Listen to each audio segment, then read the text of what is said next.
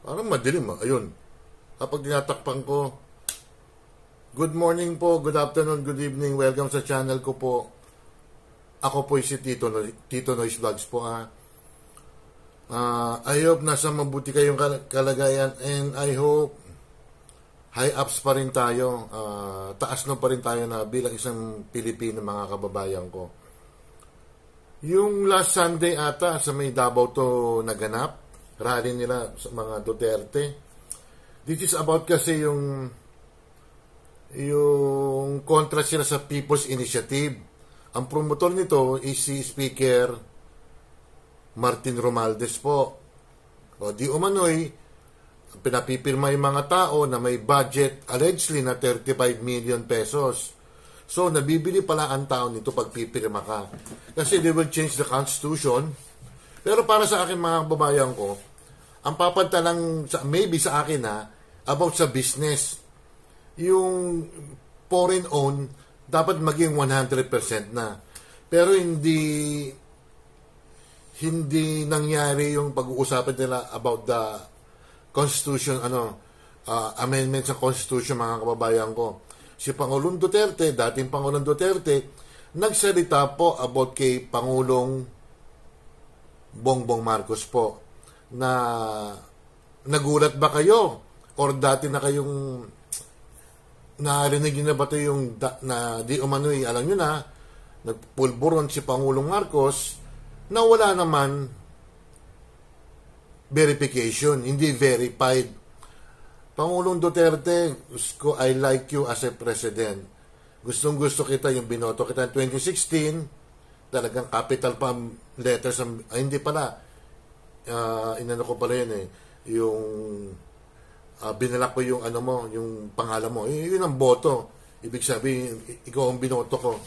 Kaya lang, ang katanungan ko lang why only now, Mr. President, former President Rodrigo Roa Duterte?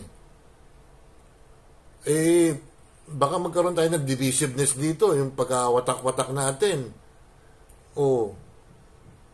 Baksak na ang ekonomiya natin, medyo umangat ang konti, tapos meron pa tayong maririnig ng ganito mga kababayan ko. Ito medyo sana di ako YouTube. Wala namang masamang sinabi si Pangulong Duterte, hindi man siya nagmura O tingnan natin grabe.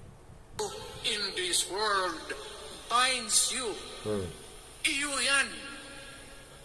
Huwag mong sisihin ang ibang tao kasi sarili mong utak at katawan yan.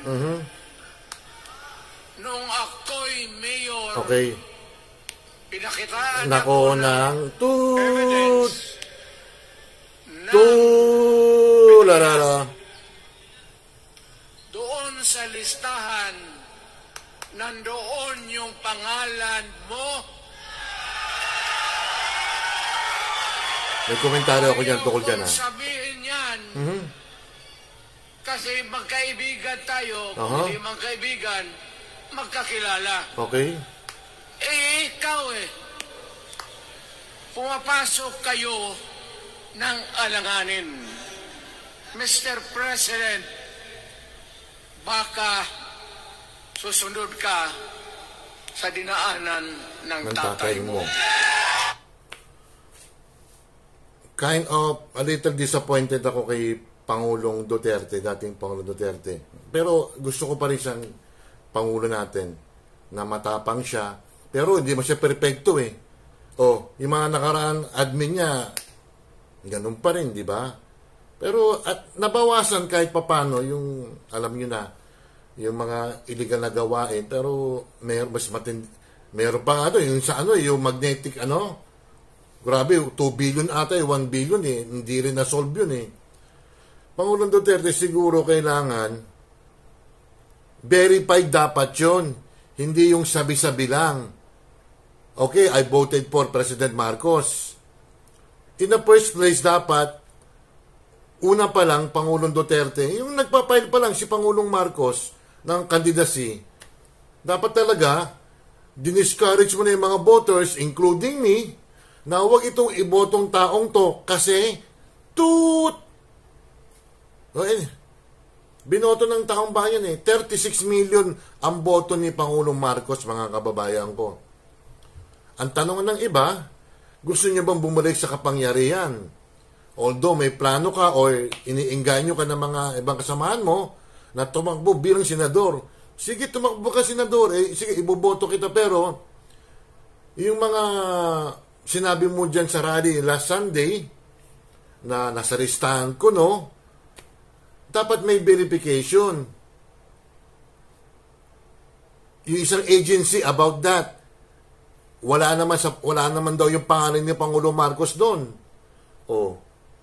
Yung mga list mo noon, meron na bang nakulong doon? Yung unang pasok mo ng Pangulong Duterte, mahal kita, pero may nakulong ba ron? May nakonvict ba ron?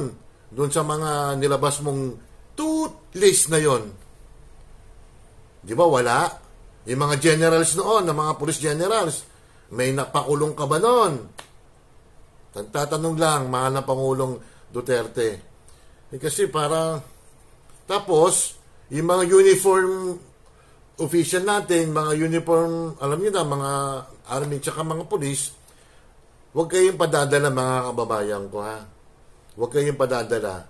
Diyos ko, sawang-sawa na ako dyan sa gulo-gulo na yan. Naranasan ko na yan. Yung 86, nabudol kami. Yung iba naman nagsasabi na nabudol daw tayo ni Pangulong Marcos. Ay, hindi naman, siguro. May mga ibang pagkakataon lang talaga na uncontrollable. Inuulit ko, yung presyo ng bilihin talaga, antindi na, mga kababayan ko. Diyos ko, may isang fast food dyan. Every 2 months, every 3 months, nagtataas sila ng 10 pesos. Nababantay pa ng DTI yan. Yun lang talaga reklamo, mga kababayan ko. Pero, hindi ba nababalitaan yung unemployment natin? Medyo bumaba. Marami na employed na. Tingnan din natin, timbangan din natin, mga kababayan ko. Pero dito sa sinabi ni Pangulong Duterte na kasama sa listahan, di umano, kailangan may verification yan. In the first place talaga, dapat noong pa sinabi ni Pangulong Duterte na itong taon to ay tut-tut. Bakit hindi siya iboto? Di ba? At saka, yung isang araw, nagsama pa sila ni Vice President Sara Duterte. I think sa Roneta yon. Parang yung bagong Pilipinas. And then, suddenly, after a day, nagkaroon ng rally kayo, binanata mo si Pangulong Marcos. Buti na lang hindi rin Mukhang ang magiging career ni Vice President Sara Duterte sa 2028 is political catastrophe na mangyayari dyan Mind nyo, mga kababayan ko, si Rapi Tulfo, inaano na yan, ini-encourage sa tumakbong Pangulo. Si Rapi Tulfo, si Rapi Tulfo in action, si Senador Rapi Tulfo, ini-encourage ang ibang tao yan tumakbo. Maganda ba record yan sa Senado? Para sa akin, medyo pasado si Rapi Tulfo Ultimo yung bilyonaryo pangalan nun. Yung may-ari ng DMCI, Kunsui ba yun? Sinita niya, sir, huwag kayong matutulog po rito. Porket bilyonaryo kayo, hindi kami papayag na matutulog kayo rito, walang bastusan. Sinabi ba naman yun? Sa bilyonaryo, sinabi ni Senador Rapi Tulfo yun. Matapang din, pero tingnan natin kung ano magiging political career ni Sara Duterte, ni Vice President Sara Duterte. Political catastrophe yan, political disaster yan, dahil sa nangyaring remarks ni dating Pangulong Duterte. Sayang Pangulong Duterte, pero mahal pa rin kita. Kasi naging Pangulo ka namin medyo nabawasan nga yung hindi lang dahil sa amin nagkaroon ng health issue tayo noon, yung 2020, wala, ganun talaga Paangat na nga tayo, kaso nagkaroon ng health issue nga tayo Yun ang mga kababayan, komentaryo ko. Mag-komentaryo rin, alam ko marami rin na-upset mga kababayan ko doon sa sinabi. At marami rin natuwa. Mga kababayan ko. Ako parang gumigit na ba ako? Hindi Para sa akin, medyo may problema Babalik ako may tao lang. Ito rin natin mga kababayan ko, may nag-doorbell Yung mga kababayan ko na medyo ako'y na-disappoint ng konti kay Pangulong Duterte, kasi pag magsasalita ka dapat, verified, hindi yung chismis lang. Naririnig na natin noong pa yan eh, pero may prueba ba sila? May ebidensya ba na totoong ginagawa ni Pangulong Bongbong Marcos to? Eh ako gusto ko may ebidensya talaga. Ayoko yung haka-haka eh, yung bulong-bulungan lang. Hindi maganda sa bayan natin yun na chismis lang pala. O, kailangan talaga may hard evidence. At saka yung sabi mo, months ago na interview, hindi totoo yung video niyan. Eh, lahat naman ng mga mayor nag-toot. Eh, wala. Asa yung ebidensya? Kailangan meron tayong konkreto ebidensya bago tayo magsalita. Kung totoo man yun, dapat noong pa sinabi na para ma-discourage yung mga boboto kay Pangulo Marcos noon.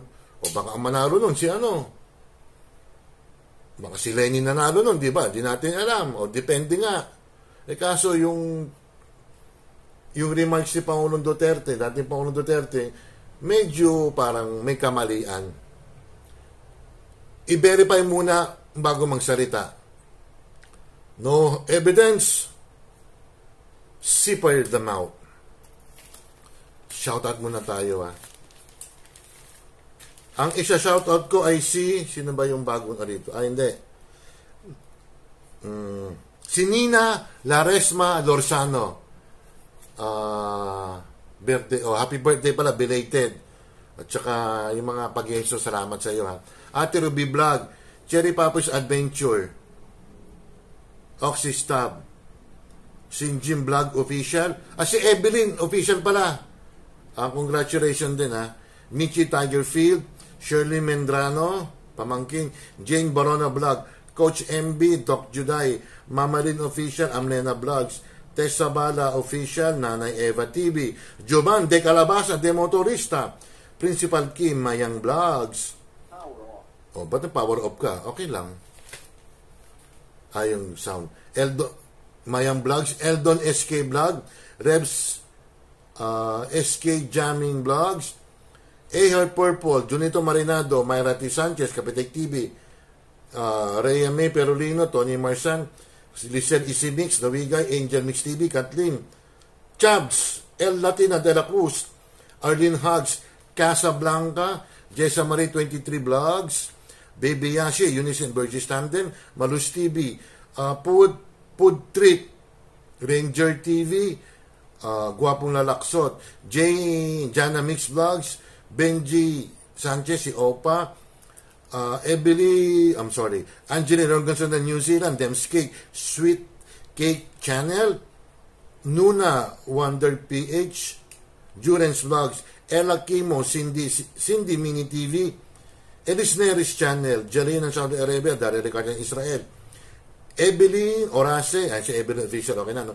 Simply Grace, Ate Isabel Entes Padulina, si Nina Laresma, na ano ko na, no? Marites Kojo, Kojo's TV, Tita Marie, Angie of San Francisco, Perdi Albino, Kabater Naga, Limor, congratulations na, alam mo na yun ha. Rosebud Adventure, Family Flower Vlogs, Joby's Official Channel, Charles Lumawig, Abaw SKTV, Tita Pearl, Boss Anin, Girly, Mersa, and Casey, Banana, Sarah Vlog, and Learn of India, and then si Aisa Cañete or Raniete, mga kababayan ko. Again, mga kababayan ko, medyo disappointed nga ako talaga. Mahal ko pa rin si Pangulong Duterte, si Pangulong Marcos, sinusuportahan ko yan, at mahal ko ang bayan ko. Hindi ako basta-basta maniniwala dyan sa mga sabi-sabi. At ay wag na natin, yung mga gulo-gulo yan, wag na, tama na. Idaan natin sa batas na lang yung mga kababayan ko. May impeachment tayo, di ba? Kung talagang magpapile yung mga kalaban ni Pangulong Marcos, kung hindi, tumahimik na lang kayo. Tumulong tayo sa bayan na lang, ha. Don't forget to like and subscribe. Hit the bell notification para ma-update kayo sa aking mga video para madilim yung ilaw. Maraming salamat po, ingat. Bye!